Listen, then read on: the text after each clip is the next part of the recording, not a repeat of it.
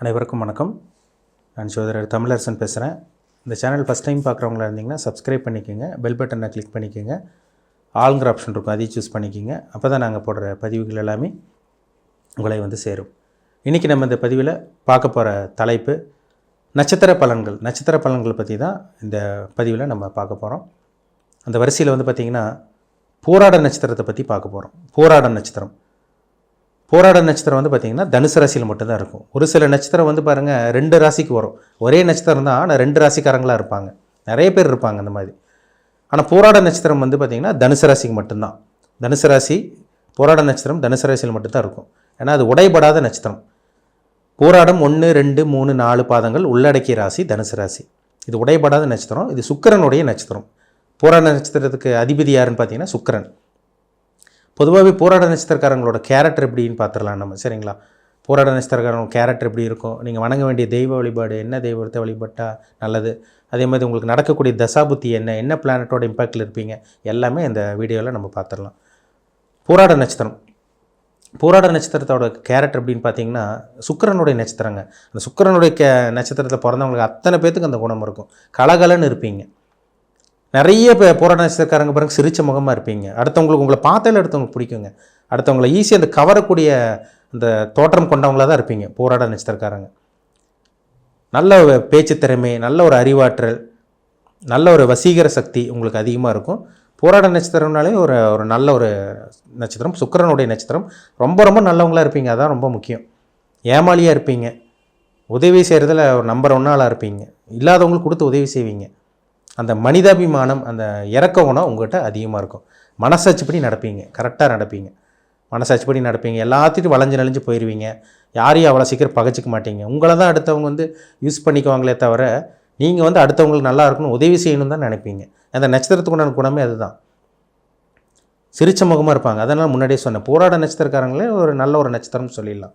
கலகலன்னு பேசி அடுத்தவங்களை வந்து பார்த்திங்கன்னா மகிழ வைக்கக்கூடிய நட்சத்திரம். அடுத்தவங்களை ஈஸியாக வந்து பார்த்திங்கன்னா சந்தோஷப்படுத்திடுவீங்க. இந்த நட்சத்திரத்துக்கு உண்டான ஒரு கேரக்டர் அதுதான். நல்ல குணம், நல்ல மனம், நல்ல மனசாட்சிப்படி நடந்துக்குவீங்க. நல்ல மனசு இருக்கும் உங்களுக்கு, அது சந்தேகமே கிடையாது. ஒரு சில நட்சத்திரக்காரங்கள் கூட கொஞ்சம் பிடிவாதமாக கட் அண்ட் ரைட்டாக இருப்பாங்க. நீங்கள் வந்து எதாக இருந்தாலும் கொஞ்சம் அட்ஜஸ்ட் பண்ணி போவீங்க. ஃப்ளெக்சிபிள்னு சொல்லிடலாம். வளைஞ்சு நெளிஞ்சு போகக்கூடியவர்கள் தான் போராட நட்சத்திரக்காரங்கள். இப்போ உங்கள் நட்சத்திரத்துக்கு வந்து பார்த்திங்கன்னா பிறக்கும் போதே சுக்கிரதசை தான் பிறக்கும். சுக்கிரதசை தான் பிறப்பீங்க நீங்கள். சுக்கிரதசையில் பிறந்ததில் சுக்கிரதசை இருந்து ஒரு சில பேர் சுக்கிரதசை பிறக்கும் போது இருந்து வந்து பார்த்திங்கன்னா அவங்க அப்பா அம்மா நல்லா உங்களுக்கு கவனிச்சிருந்துருப்பாங்க. சுக்கிரன் நல்லா இருந்துச்சுன்னா நல்ல ஒரு பிறந்து நல்ல ஒரு லைஃப் அனுபவிச்சுட்டு இருந்திருப்பீங்க. அது சுக்கிரன் வந்து எத்தனை வருஷம் தசை, 10 வருஷத்தில் தசை நடத்துதா, 20 வருஷத்தில் நடத்துதா, இல்லை 19 வருஷமா, 18 வருஷமா, அதை நம்ம பார்த்தா தான் நம்ம சொல்ல முடியும். நட்சத்திர பாதம் முக்கியம். ஏன்னா 1ஆம் பாதத்தில் பிறந்தீங்களா, இல்லை 2, 3, 4ஆம் பாதத்தில் பிறந்தீங்களா. ஒரு சில பேர் கடைசி பாதத்தில் பிறந்திருப்பாங்க. சுக்கிரதசை ரொம்ப கம்மியாக தான் இருக்கும். இப்போ நடுப்பாதத்தில் பிறந்து கிட்டத்தட்ட 2ஆம் பாதம் இல்லை 3ஆம் பாதத்தில் பிறந்தவங்களுக்கெல்லாம் ஒரு 8 வருஷம் 10 வருஷம் ஒரு அப்ராக்சிமேட்டாக சொல்கிறேன், அந்த இதில் இருப்பீங்க நீங்கள். நட்சத்திர பாதம் ரொம்ப முக்கியம். பிறந்ததுலேருந்து சுக்கிரதசை வந்து ஒரு சில பேர் நிறையா ஒரு நல்ல ஒரு வாழ்க்கை பிறந்ததுலேருந்து அவங்க ஆசைப்பட்டதெல்லாம் கிடச்சி நல்ல ஒரு சொகுசான வாழ்க்கை அனுபவிச்சுட்டு இருக்க போராட நட்சத்திரக்காரங்களும் இருக்காங்க. பிறந்ததுலேருந்து எதுவுமே எங்களுக்கு கிடைக்கல, பிறந்ததுலேருந்து கஷ்டம்தான், பிறந்ததுலேருந்து வறுமையில் தான் வாழிட்டு இருக்கோம், எங்கள் சொகுசான வாழ்க்கை அனுபவிச்சதில்லை, கஷ்டம், பணப்பிரச்சனை எல்லாமே அப்படி தாங்க சார் போயிட்டுருக்குன்னு அந்த மாதிரி ஒரு வாழ்க்கையை அனுபவிச்சுட்டு இருக்கவங்களும் இருக்காங்க. சுக்கிரன் ஜாதகத்தில் ராகுவோடைய சனியோட சேர்ந்த சொகுசு வாழ்க்கையை அனுபவிக்க விடாது. சுக்கிரன் குருவோட தொடர்பு அல்லது நல்ல ஸ்தானத்திலிருந்து உங்களுக்கு வளர்பிறை சந்திரனோட தொடர்பு, நல்ல வீட்டிலிருந்து சுபகிரகத்தோட வீட்டில் இருந்தால் சொகுசு வாழ்க்கை பிறந்ததுலேருந்து அனுபவிப்பாங்க. அப்போ ஜனன ஜாதகத்தில் பர்த் சார்ட்டில் சுக்கிரன் அமர்ந்த இடம் ரொம்ப முக்கியம். சுக்கிரன் வந்து சொகுசுக்கு உண்டான கிரகம், உல்லாசத்துக்கு உண்டான கிரகம். உலகத்தில் இருக்க அத்தனை விதமான இன்பங்களும் சொகுசையும் ஆடம்பர வாழ்க்கை அனுபவிக்கிற கிரகம், கொடுக்கக்கூடிய பிளானட் வந்து சுக்கிரன் தான். சுக்கிரன் ஜாதகத்தில் நல்லா இருந்தால் சொகுசு அனுபவிக்க முடியும். சுக்கிரன் சனியோடைய ராகோட இருந்தால் பாருங்கள் சொகுசு அனுபவிக்க முடியாது அவங்களால. இப்போ சுக்கிரன் ராகு சுக்கிரன் சனி இருக்கவங்களுக்கெல்லாம் பாருங்கள் திருமண வாழ்க்கையில் செக்ஷுவல் லைஃப்லேயே சில பேருக்கு பிரச்சனை வரும். அது ஜாதகத்தில் பார்த்தா தெரிஞ்சுக்கலாம். நிறைய அந்த சுக்கிரன் வச்சு சொல்லிட்டு போயிட்டே இருக்கலாங்க. நிறைய விஷயங்கள் இருக்குது. இப்போ சுக்கிரன் தசை முடிஞ்சு உங்களுக்கு 2ஆவது சூரிய தசை வரும். 2ஆவது வரக்கூடிய சூரிய தசை வந்து பார்த்திங்கன்னா ஒரு சில பேருக்கு தந்தை மூலமாக முன்னேற்றம் ஏற்படும். இல்லை இவங்க பிறந்ததுலேருந்து அப்பாவுக்கு வளர்ச்சி ஏற்படும் சூரிய தசையில் நல்ல ஒரு சில பேருக்கெல்லாம் பாருங்கள் நல்ல ஒரு பொசிஷனில் இருப்பாங்க. சுக்கிரதசை முடிஞ்சு அந்த சூரிய தசையில் நல்ல ஒரு கல்வி, நல்ல ஒரு இவங்களுக்குன்னு ஒரு அங்கீகாரம் கிடைக்கும். நல்ல ஒரு கௌரவமான குடும்பத்தில் பிறந்தவங்களுக்கெல்லாம் பாருங்கள் இந்த 2வது வரக்கூடிய இந்த சூரிய திசை, இந்த போராட நட்சத்திரக்காரங்களும் ஒரு சில பேர் வறுமையில் இருப்பாங்க, ஒரு சில பேர் நல்ல ஒரு கௌரவமான குடும்பத்தில் பிறந்தவங்களுக்கு அந்த 2வது வரக்கூடிய சூரிய திசை நல்ல யோகத்தை செய்யும். அவங்களுக்கு நல்லா படிப்பாங்க, நல்லா அவங்களுக்கு அறிவாற்றல் இருக்கும். இவங்க மூலமாக அவங்க தந்தை குடும்பத்தில் இருக்கவங்களுக்கு நல்ல ஒரு வளர்ச்சி இருக்கும். இதில் 2வது சூரிய திசை வரும். 3வது சந்திர திசை. இப்போ சுக்கிர திசை முடிஞ்சு சூரிய திசை முடிஞ்சு அடுத்து சந்திர திசை ஒரு 10 வருஷம் நடக்கும். அந்த சந்திர திசையில் ஒரு சில பேர் பிறந்தூர் விட்டு வெளியூர் வெளிநாடு அந்த மாதிரி போய் செட்டில் ஆனவங்களும் இருக்காங்க. போராட நட்சத்திரக்காரங்க பாருங்கள், கிட்டத்தட்ட ஒரு 20 வயசுக்கு மேலே, நான் ஒரு அப்ராக்சிமேட்டாக சொல்கிறேன், ஒரு 20 வயசுக்கு மேலே வந்து பார்த்திங்கன்னா நீங்கள் ஒரு இடத்துல பிறந்திருப்பீங்க, செட்டில் ஆனதில் இப்போ இருக்கிற ஊர் வேறு ஒரு ஊராக இருக்கும், இல்லை வேறு நாடாக கூட இருக்கலாம். ஏன்னா சந்திரன் வந்து பிரயாணத்துக்கு உண்டான கிரகம். சந்திரன் வந்து ஒரு இடத்துலேருந்து இன்னொரு இடத்துக்கு நகர்த்த வைப்பார். இதுதான் சந்திரனோட வேலை. சந்திரன் வந்து திசை நடந்தவங்களுக்கு 20 வயசுக்கு மேலே பாருங்கள், ஆணாக இருந்தாலும் சரி பெண்ணாக இருந்தாலும் சரி நல்ல ஒரு வசீக தோற்றம் இதெல்லாமே ஒரு சில பேருக்கு கொடுத்துரும். ஒரு சில பேர் சந்திரன் கெட்டு போனவங்களுக்கு அந்த 20 வயசுக்கு மேலே கண்ணாடி போட வேண்டிய நிலைமை வரும். என்ன காரணம்னா சந்திரனுக்கு வந்து வலது கண், சூரியன் வலது கண், சந்திரன் இடது கண். அப்போ சந்திரன் வந்து பார்த்திங்கன்னா அந்த கண்களை பாதிக்கப்பட்டு அந்த கண்ணாடி போட வேண்டிய நிலைமை. அதேமாதிரி வந்து பார்த்திங்கன்னா அந்த ஹார்மோன் குறைபாடு, சந்திரன் கெட்டு போனால் ஹார்மோன் குறைபாடு வரும். சந்திரன் நல்லா இருந்துச்சுன்னா அந்த 20 வயசுக்கு மேலே வரக்கூடிய அந்த 10 வருஷமும் அந்த 30 வயசு வரைக்குமே அந்த சந்திர திசை ஒரு நல்ல ஒரு வாழ்க்கை, வெளியூர் வெளிநாட்டில் இருந்தால் கூட நல்ல ஒரு வேலை, நல்ல ஒரு தொழிலில் கண்டிப்பாக இருப்பாங்க போராட நட்சத்திரக்காரங்க. அதுக்கப்புறம் செவ்வாய் திசை வருங்க. 30 வயசுக்கு மேலே செவ்வாய் திசை 7 வருஷம் நடக்கும். அந்த 30 வயசுக்கு மேலே வரக்கூடிய செவ்வாய் திசை, செவ்வாய் நல்ல ஒரு இடத்துல இருந்தால் பாருங்கள், அந்த ஒரு சில பேர்லாம் பாருங்கள் அந்த காவல்துறையில் இருக்கவங்களாம் பாருங்கள் இந்த போராட நட்சத்திரத்தில் இருப்பாங்க. காவல்துறை மருத்துவர்களாக இருப்பாங்க, நிறைய பேர் இன்ஜினியராக இருப்பாங்க, கன்ஸ்ட்ரக்ஷன் ஃபீல்டில் இருப்பாங்க, ரியல் எஸ்டேட் பண்ணிகிட்டு இருக்கவங்க போராட்ட நட்சத்திரக்காரங்களாக இருப்பாங்க, ஐடி ஃபீல்ட்லேயும் ஒரு சில பேர் இருப்பாங்க. அந்த டைம்லலாம் அவங்களுக்கு வந்து பார்த்திங்கன்னா நல்ல ஒரு பொசிஷன். செவ்வாயில் வந்து பார்த்திங்கன்னா நல்லா கட்டுமஸ்தான உடல் வச்சுக்கிறது, உடம்பை ப்ராப்பராக மெயின்டைன் பண்ணுறது, இதெல்லாமே இந்த செவ்வாய் திசையில் நடக்கும். செவ்வாய் லக்னத்துக்கு நல்ல ஒரு அமைப்பில் இருந்தாருன்னா செவ்வாய் நல்லது பண்ணுவார். செவ்வாய் லக்னத்துக்கு இப்போது மேஷ லக்னத்துக்கு செவ்வாய் நல்லது பண்ணுவார். இதே கன்னி லக்னத்துக்கும் மிதுன லக்னத்துக்கும் செவ்வாய் நல்லது பண்ண மாட்டார். மகர லக்னத்துக்கு வந்து பார்த்திங்கன்னா செவ்வாய் அவர் வந்து பார்த்திங்கன்னா பெரிய யோகத்தை பண்ண மாட்டார். அவர் இருக்கிற இடத்த பொறுத்து.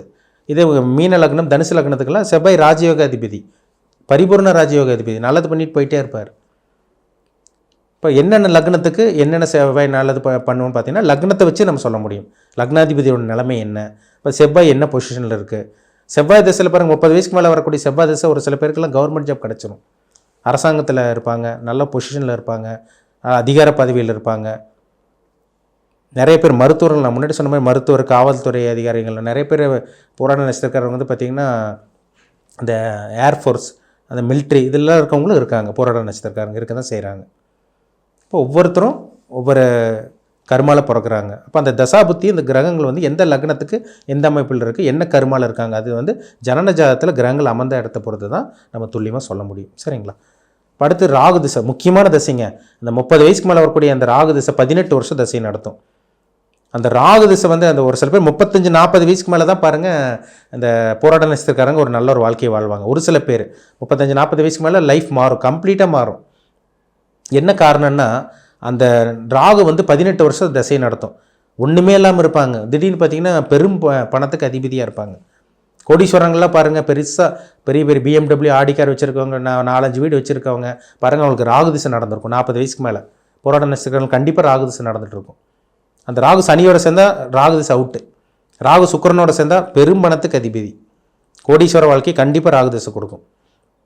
35-37 இந்த நம்ம கிட்டத்தட்ட 54-55 வயசு வரைக்கும் ராகு திசை வரும். ஒரு சில பேருக்கு 50 வயசுக்குள்ளே முடியும், அது ஏற்றம் இறக்கமாக இருக்கும் நட்சத்திர பாதத்தை பொறுத்து.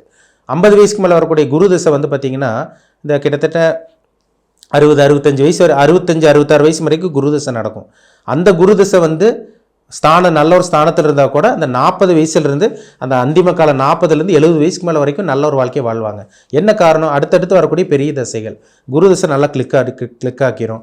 அடுத்து வரக்கூடிய சனி திசை நல்ல யோகத்தை செஞ்சிடும். ஆனால் அந்த பிளானட் வந்து ஜாதகத்தில் நல்ல ஒரு இடத்துல இருக்கணும். இப்போ குரு வந்து யார் குரு திசை நடக்கலான்னு பார்த்தீங்கன்னா மேஷ லக்னத்துக்கு குரு திசை நடக்கலாம், ரிஷப லக்னத்துக்கு குரு திசை வரவே கூடாது, அதேமாதிரி துலாம் லக்னத்துக்கு குரு திசை வரவே கூடாதுங்க. கடக சிம்ம லக்னத்துக்கு எல்லாம் குரு திசை அருமையாக வேலை செய்யும். மீன லக்னத்துக்கும் தனுசு லக்னத்துக்குலாம் குரு திசை எக்ஸலண்ட்டாக வேலை செய்யும். என்ன லக்னத்துக்கு குரு திசை வரக்கூடாது? ரிஷப லக்னத்துக்கும் துலாம் லக்னத்துக்கும் குரு திசை வந்தால் நடு ரோட்டு கொண்டு வந்து இழுத்துட்ரும். ரொம்ப முக்கியம், இந்த தசாபுத்தி ரொம்ப முக்கியம். சரிங்களா? இப்போ போராட நட்சத்திரக்காரங்களுக்கு ஒரு சில பேருக்கு அந்த 30, 35, 40 வயசுக்கு மேலே தான் ஒரு சில பேருக்கு அந்த வரக்கூடிய அந்த ராகு திசை ஒரு பெரும் பணத்துக்கு அதிபதியாக கோடீஸ்வரனாக மாற்றிடுது.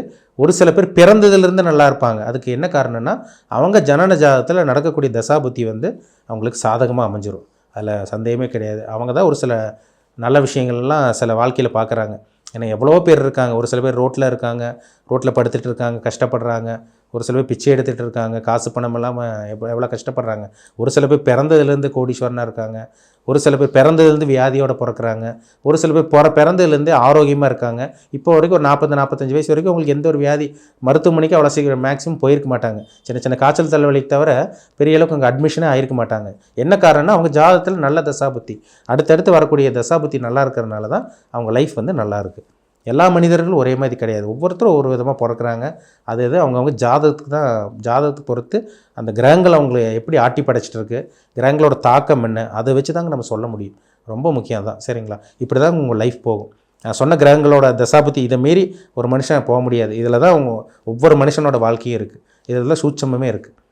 என்ன கிரகம் எங்கே உட்காந்துருக்கு, யாரோட சேர்ந்துருக்காங்க, யாரால் பார்க்கப்பட்டிருக்காங்க, அது ரொம்ப முக்கியம். சரிங்களா? முக்கியமாக சொல்லப்போனால் போராட நட்சத்திரக்காரங்களுக்கு நீங்கள் பிறக்கும்போது சுக்கிர திசை அது ரொம்ப முக்கியமான திசை. ஏன்னா இளம் வயதில் நீங்கள் எப்படி வளர்ந்தீங்க, எப்படி உங்கள் லைஃப் இருந்திருக்கும், அது வந்து பார்த்திங்கன்னா சுக்கிரன் நின்ற இடத்த பொறுத்து கஷ்டப்பட்டீங்களா, நல்லா இருக்கீங்களா, அது ஜாதகத்தை வச்சு சொல்லிடலாம். சூரியன் சந்திரன் செவ்வாய் திசையெல்லாம் பார்த்திங்கன்னா முக்கியமான திசைகள். உங்களுக்கு அடுத்தடுத்து வரக்கூடிய சூரியன் சந்திரன் செவ்வாய் திசையில் முக்கியமான திசை. இதே நீங்கள் சிம்ம லக்னம், மேஷ லக்னம், சிம்ம லக்னம், கடக லக்னம், விருச்சக லக்னம், தனுசு, மீன லக்னத்தில் பிறந்தீங்கன்னா அடுத்தடுத்து அந்த சுக்கிரதசை வந்து 10-15 வயசுக்கு அப்புறமே சூரியன் சந்திரன் செவ்வாய் கிட்டத்தட்ட இது வந்து ஒரு கிட்டத்தட்ட 20 வருஷத்துக்கு மேலே வரும். இந்த திசைகள் உங்களுக்கு யோகத்தை செஞ்சிடும். நான் சொன்ன லக்னங்களுக்கு, அவயோக லக்னங்களுக்கு வந்து இந்த 3 திசையும் வேலை செய்யாது. மகரம் கும்ப லக்னத்துக்கெல்லாம் சூரியன் சந்திரன் செவ்வாய் திசையில் பெருசாக வேலை செய்கிறது கிடையாது. சரிங்களா? இப்போ தான் ரொம்ப முக்கியம். சரிங்களா? உங்கள் தனிப்பட்ட ஜாதகத்தில் என்ன தசாபுத்தி போகுதுன்னு பாருங்கள். ரொம்ப ரொம்ப முக்கியம். ஏன்னா எவ்வளவோ நல்லது பண்ணியிருப்பீங்க, எவ்வளோ உதவி பண்ணுறீங்க. நான் உங்களுக்கு வந்து பார்த்திங்கன்னா கெட்டதாக நடக்கும். போராட நட்சத்திரக்காரங்களே ஒரு ஏமாளி நட்சத்திரம். ஏன்னா தனுசு ராசியே ஒரு ஏமாளியானது தான். சிலதெல்லாம் விட்டு கொடுத்து அட்ஜஸ்ட் பண்ணி போயிடுவீங்க, மனசாட்சிப்படி நடப்பீங்க. சிலதெல்லாம் ஏற்றுக்க முடியாதுங்க. நெகட்டிவெல்லாம் கேட்டுட்டிங்கன்னா, நெகட்டிவெல்லாம் பார்த்தீங்கன்னா கெட்ட விஷயங்களை உங்களால் தாங்கிக்கவே முடியாது, கண் கலங்கிடுவீங்க. ஆனால் நீங்கள் அடுத்தவங்களை சந்தோஷப்படுத்துவீங்க. அதுதான் இந்த நட்சத்திரத்துக்கு உண்டான குணமே. நீங்கள் வணங்க வேண்டிய தெய்வம் என்னென்னு பார்த்தீங்கன்னா, உங்கள் ராசி அதிபதி குரு, உங்கள் நட்சத்திர அதிபதி சுக்கிரன். போராட நட்சத்திரக்காரங்களுக்கு வந்து பார்த்திங்கன்னா நீங்கள் சுக்கிரனோட நட்சத்திரமாக இருக்கிறனால நீங்கள் வந்து வணங்க வேண்டிய தெய்வம் வந்து பார்த்திங்கன்னா நீங்கள் மகாலட்சுமி வழிபாடு ரெகுலராக ஃபாலோ பண்ணிக்கிங்க. வருஷத்துக்கு ஒரு தடவை ஸ்ரீரங்கம் கோயில், ஸ்ரீரங்கநாதன் மற்றும் தாயாரை வழிபடுறது ஒரு நல்ல பலன் கொடுக்கும். ஸ்ரீரங்க கோயிலுக்கு போய் வருஷத்துக்கு ஒரு தடவை ஸ்ரீரங்க கோயிலுக்கு போங்க.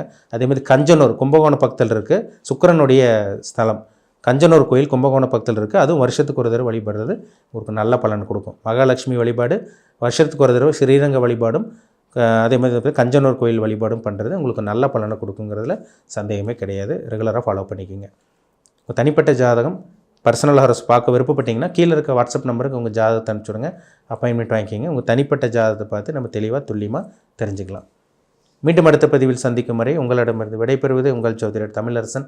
இந்த சேனல் பிடிச்சிருந்தால் உங்கள் நண்பருக்கும் உறவினருக்கும் ஷேர் பண்ணுங்கள், லைக் பண்ணுங்கள், சப்ஸ்கிரைப் பண்ணுங்கள், பெல் பட்டனை கிளிக் பண்ணிக்கோங்க. ஆளுங்கிற ஆப்ஷன் இருக்கும், அதையும் செலக்ட் பண்ணிக்கோங்க. அப்போ தான் நாங்கள் போடுற வீடியோஸ் எல்லாமே உங்களுக்கு நோட்டிஃபிகேஷனாக வரும். நன்றி, வணக்கம்.